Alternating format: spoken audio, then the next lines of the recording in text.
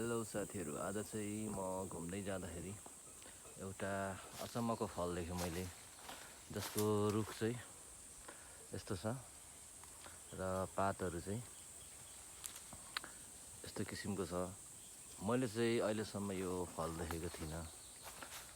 मतलब के होला यो फलको नाम, र फल्दाखेरि चाहिँ यस्तो यो अम्बा जस्तै यस्तो पहेँलो पहेँलो भएर चाहिँ फल्ने रहेछ।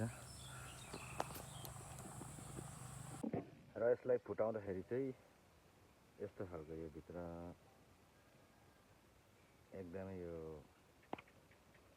यस्तो दाना यस्तो खालको हुँदो रहेछ। कुखुरा चाहिँ खाँदाखेरि एकदम गुलियो टेस्ट हुन्छ। हेर्नुहोस्, यो फल कसैले खानुभएको छ भने यो फलको नाम के होला साँच्चै मलाई पनि थाहा छैन। तपाईँलाई थाहा छ भने